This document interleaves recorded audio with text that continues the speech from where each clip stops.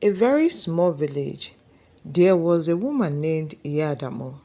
She sold food and was known for making the best meals in the village. Every day, many people came to her shop to buy her food. Her shop was always full of people waiting in line. Iyadamo's food was so tasty that no one could resist. People said her food had a special flavor that made it different from the other food in the village. Because of this, everyone wanted her food. But there was something strange about how she served her meals. Whenever a customer ordered food, Iyadamo would serve it on a plate. She would then take the food inside a small room at the back of her shop. She would tell the customer to wait while she went inside. This was quite unusual. Most people thought it was strange. They even wondered why she needed to take the food into the room. Was she adding extra spices or something else? But no one knew. Iya Adamu did this every day. No matter how many people were waiting, she would always take the food inside, and it made some customers curious. But since her food was delicious, no one complained. They just waited patiently. One day, a young woman named Ngozi started to think about this. She was very curious and wanted to know why Iyadamu took the food into the room. She wondered if there was a secret behind the tasty food. Ngozi decided to find out Iyadamu was doing in that small room. She thought to herself, there must be a reason why she always takes this food inside. And so, Ngozi's curiosity began to grow. She wanted to discover the truth about Iyadamu's strange habit. Ngozi was very curious about the strange habit. She couldn't stop thinking about it. Why does she always take the food inside? Ngozi wondered. She thought it was very odd, and her curiosity only grew stronger as the days goes by. Ngozi, who often ate Iyadamu's food because it was delicious, but every time she saw Iyadamu take the food inside the room, she felt a bit uneasy. She wanted to know what was happening in that small room. Was there something special that Iyadamu was doing, or was it for another reason? One day, Ngozi decided to talk to her friend Amina about it. Amina was also a very big fan of Iyadamu's food. Ngozi found Amina at her home and asked, Amina, don't you think it's strange that Iyadamu always takes the food into the room before giving it to us? Amina looked puzzled. It is strange, she said, but I don't really care. Oh. Her food is so good, and I just want to eat. I'm not worried about what she does inside the room, as long as she gives me food to eat, I beg. Oh. Ngozi was not satisfied with Amina's answer. She wanted to find out the truth. Don't you think we should try to find out what is happening? Ngozi asked. Amina wasn't sure. I don't know, she replied. It sounds like a lot of trouble. Oh. But Ngozi was determined. She kept insisting, we need to know what's going on. It could be important. Finally, Amina agreed to help Ngozi. All right, she said. If you really want to find out, then I will help you. Ngozi felt excited. She knew that finding out the truth would not be easy, but she was ready to take the next step. And so, with Amina's help, Ngozi started to make a plan to uncover the secret behind Iyadamu's strange habit. Ngozi and Amina talked more about their plan. Ngozi was very eager to find out why Iyadamu always took the food into the small room. She thought that something important might be happening there. Amina, on the other hand, was not excited. She loved Iyadamu's food and didn't really care about the strange habit. I just want to enjoy the food, Amina said. I don't think it's worth all this trouble. But Ngozi was persistent. Come on now, Amina. We should find out. What if there's something going on that we do not know? Alright, no problem. If it really bothers you, I will help you. Ngozi was happy to hear this. She knew that it would be better to have Amina's help. They needed to find out Iya Adamu was doing in that small room. The two friends began to make plans. They decided that they would need more information to figure out the mystery. They thought about asking someone who worked for Iya Adamu. Maybe the workers knew something about what happened inside the room. Ngozi and Amina waited for the next day when they would visit Iya Adamu's shop. They hoped to find the answers and uncover the secret behind the strange habit. Amina was still a bit hesitant, but she agreed to help Ngozi with the investigation. Ngozi was excited because she was ready to find out the truth. The plan was set and they both prepared to get the answers they were looking for. The next day, Ngozi and Amina went to Iya Adamu's shop. They knew that talking to one of the workers might help them learn about what happened in the small room. When they arrived, Iya Adamu was busy serving food to the customers. Ngozi and Amina waited for a moment when they could speak to one of the workers alone. They finally had the chance to talk to a young woman who worked for Iya Adamu. Ngozi took a deep breath and asked, "Excuse me, do you know why Iya Adamu always takes the food into the small room before giving it to us?" The worker looked a little bit surprised. "Oh, that's a good question," she said. "I have wondered about that too. I don't really know why she does it. None of us knows what happens in the room." Amina nodded. "So you don't have any idea what she does in there?" The worker shook her head. "No, we don't. We just serve the food and take it to her when it's time. She always tells us to leave the food with her, so we can't see what she does." Ngozi was disappointed but not ready to give up. "Is there any way you could help us find out?" she asked. "We really want to know what is happening." The worker looked nervous. "I don't think I can help with that," she said. "I don't want to lose my job. I'm afraid of getting into trouble." Ngozi understood the worker's concern, but she didn't want to give up either. She thought for a moment and then offered, "I will give you 100 gold coins if you help us. We just need to place a small camera in that room where Iya Adamu takes the food." The worker looked hesitant. "Are you sure? It sounds risky." Ngozi assured her, "It's important for us to know, and I promise you won't get into trouble." After some thinking, the worker agreed. "All right," she said, "I will do it, but I will need to set the camera up before Iya Adamu arrives." Ngozi and Amina thanked her and waited for the next day. They knew what the camera might give them, the answers they need. The workers promised to help them uncover the mystery. The next morning, Ngozi and Amina waited eagerly for news from the worker.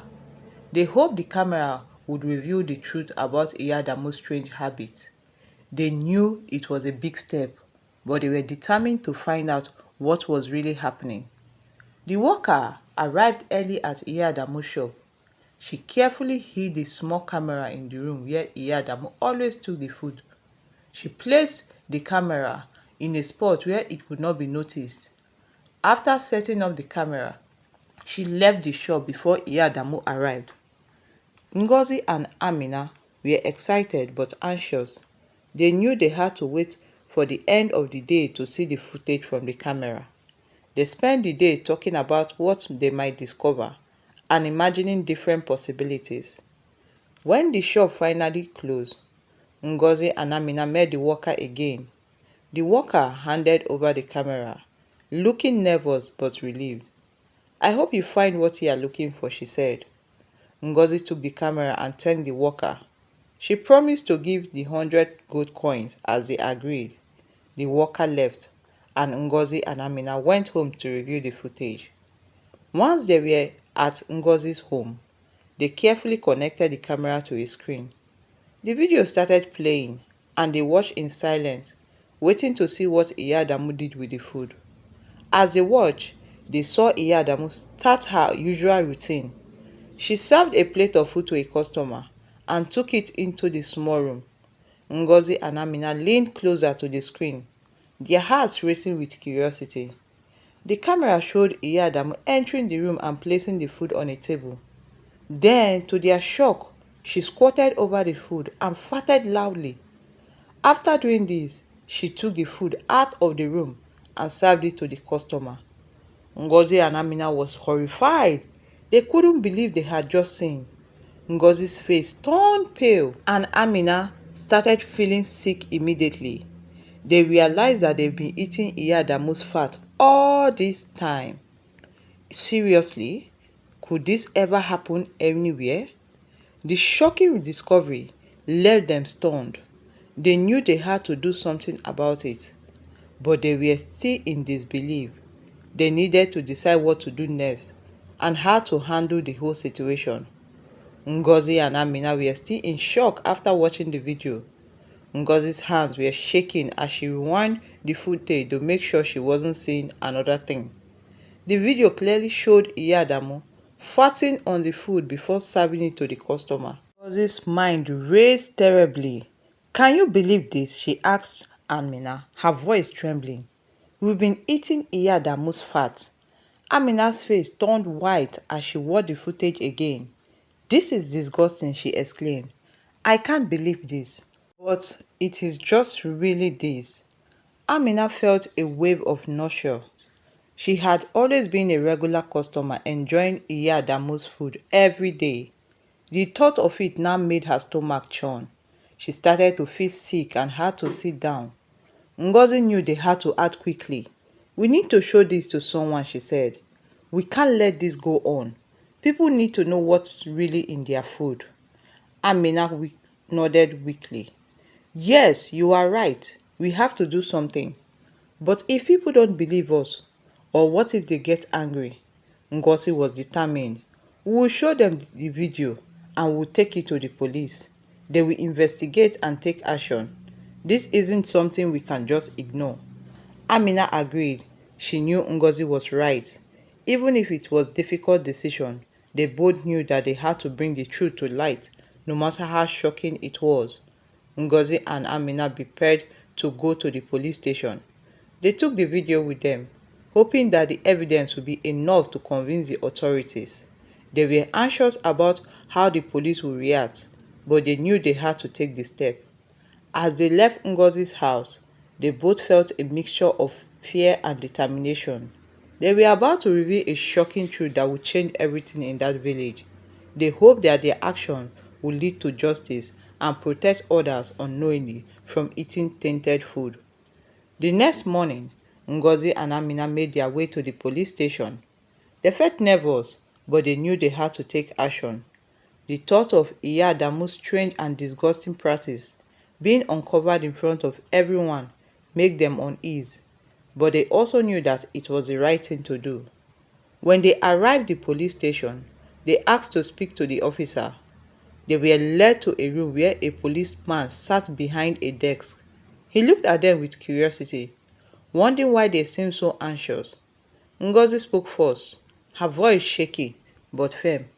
"Officer, we have something very important to show you.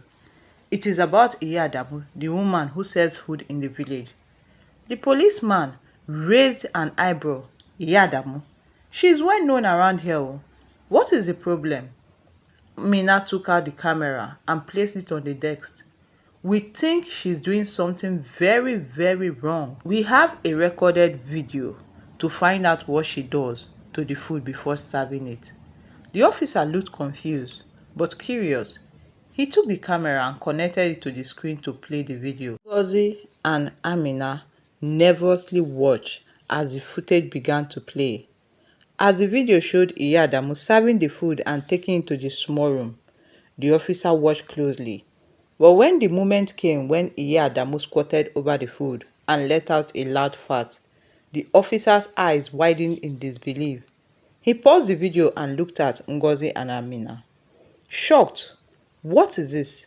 Are you telling me she's been doing this to everyone's food?" Ngozi nodded. "Yes, officer. That is what we found out. She does this every time she gives the food to her customer." Amina added, "We've been eating her food for long without knowing the truth. Now we know the truth. We have to come to you." The officer leaned back in his chair, trying to process what he had just seen. "This is serious," he said. "If this is true, we have to take action immediately." He stood up and called for other officers to join him. They quickly prepared to head to Iya Adamu's shop and confront her.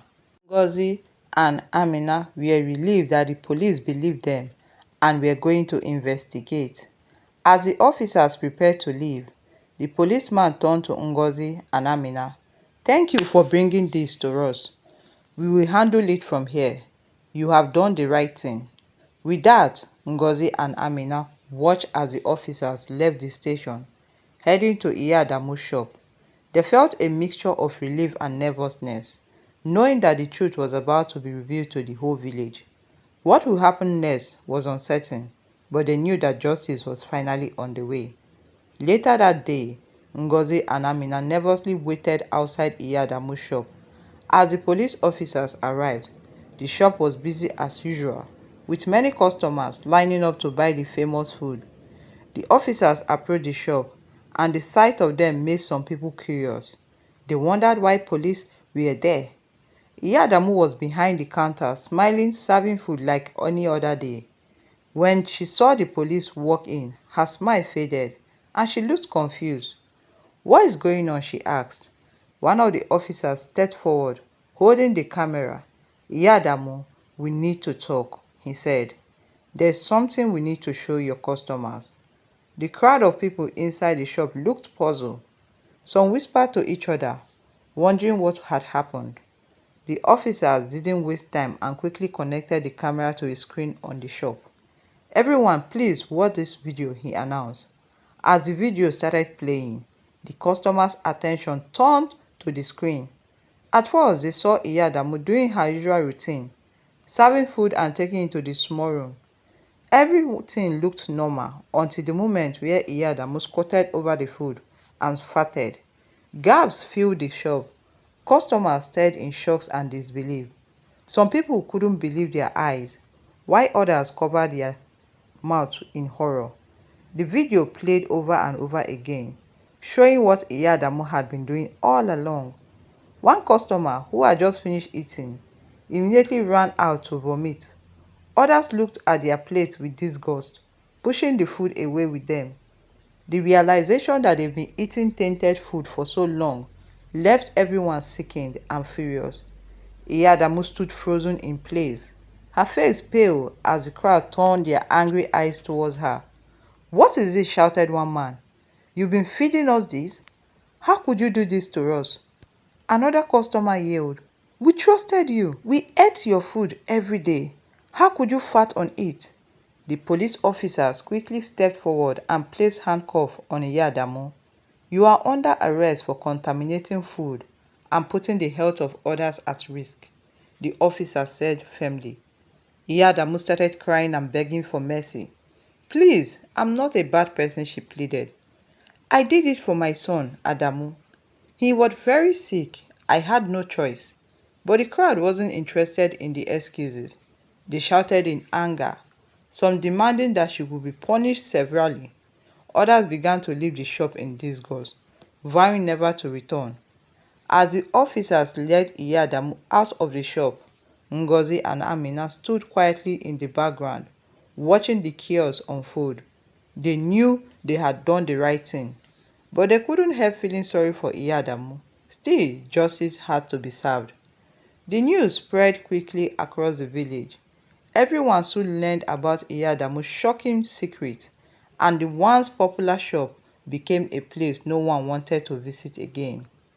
The village would never be the same after the truth was revealed.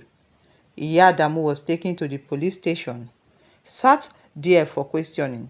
Her face was filled with worry and regret, but she knew there was no escaping truth now. The video had exposed everything, and the entire village was against her.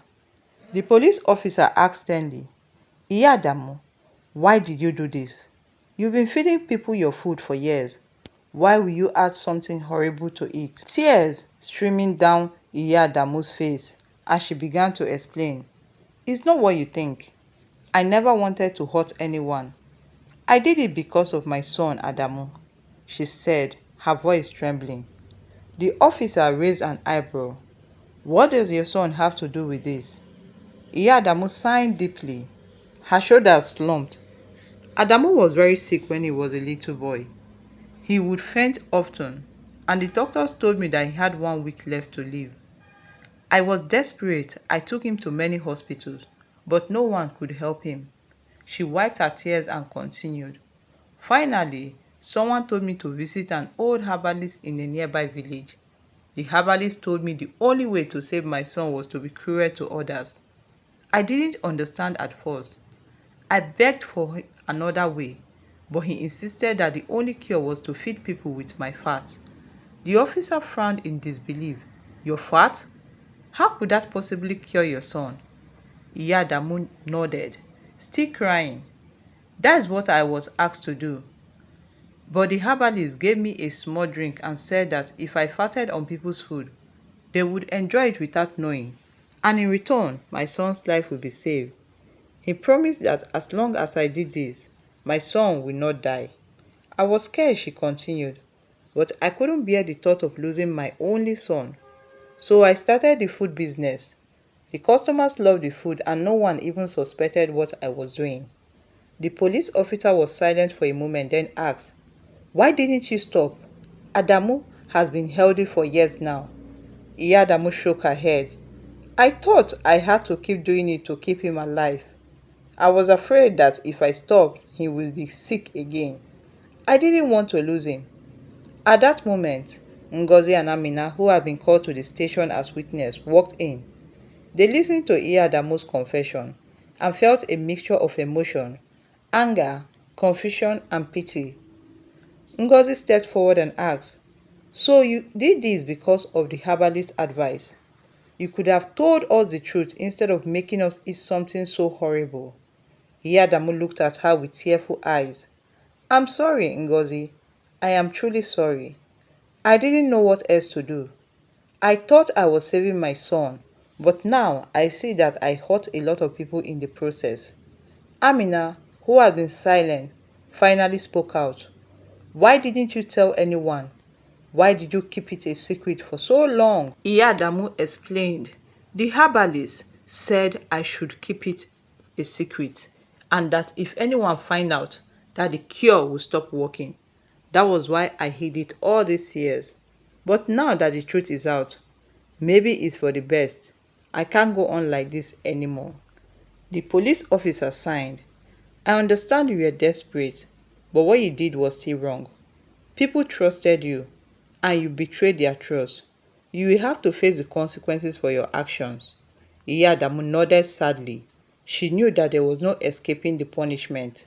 Her heart ached, not just for herself, but for her son and for all the people she had wronged. She would have to face justice, but at least she no longer had to carry the burden of her secret. The village will soon learn the full truth, and while many will be angry, some might come to understand the pain and desperation that drove Iya Adamu to what she did.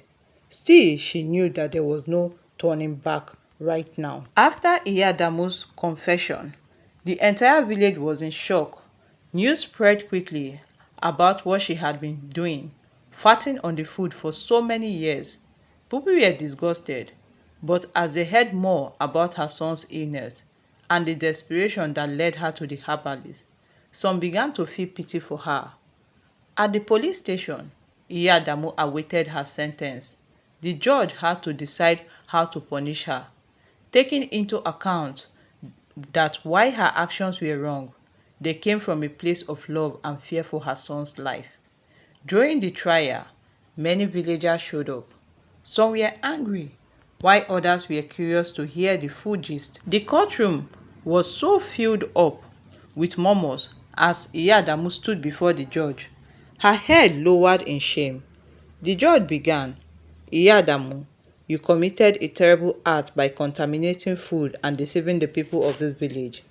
However, we understand that you are in a difficult situation, trying to save your son's life. That doesn't excuse your action, but we must take everything into account. He continued, the punishment for such an act will normally be severe, but given that no one was physically harmed and the fact that you acted out of desperation for your son, I have decided to show some leniency. The villagers listened closely as the judge announced the sentence. Iyadamu, you will serve 5 years in prison. This is to show that even desperation cannot justify harmful actions. However, your sentence is lighter because of your intent to save your child and the fact that you did not do this out of malice. As the sentence was read, Iyadamu broke down in tears. She had feared a much harsher punishment, and while 5 years in prison was hard to bear, she understood that she needed to pay for what she had done. After the trial, Ngozi and Amina standing outside the courthouse, talking quietly, they had played a key role in uncovering the truth, and now the whole village knew the story behind Iyadamu's action. Amina, who had been disgusted at first, now felt a little differently. I can't believe all this happened because she wanted to save her son. It's still wrong, but I feel sorry for her. What would any mother do if they thought their child was dying? Ngozi nodded deep in thought. Yeah, it's hard to think about it, but I'm glad we found out the truth. At least now, she won't have to live with that secret anymore. And maybe in time, people will forgive her. Over the next few weeks, as Iyadamu served her sentence, the villager slowly began to heal. Her son Adamu was now free of the sickness, and as time passed, people realized that the cure had actually worked only because Iyadamu had been caught.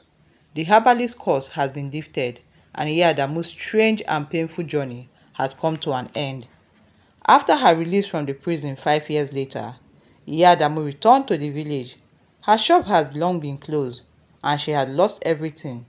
But instead of anger, she met with something surprisingly understanding. The people of the village, after many years, had softened their hearts. They remembered that Iyadamu's action was out of a mother's love, not out of cruelty. Some even came to her and told her they had forgiven her. Ngozi and Amina, who had once been disgusted and horrified, were among the first to welcome her back. Iyadamu, humbled and grateful, apologized to everyone once more. She promised never to harm anyone again and hoped that the village would find it in their heart to let go of the past. The village, although forever changed by the strange event, forgave her over time. Iyadamu lived quietly after that, helping Adamu, her son, who had grown into a strong young man. She never returned to selling food, but she found peace knowing that the sickness had left her son forever. And so the story of Iyadamu became a tale passed down through the village, a story of desperation, forgiveness, and the length mother would go for her child.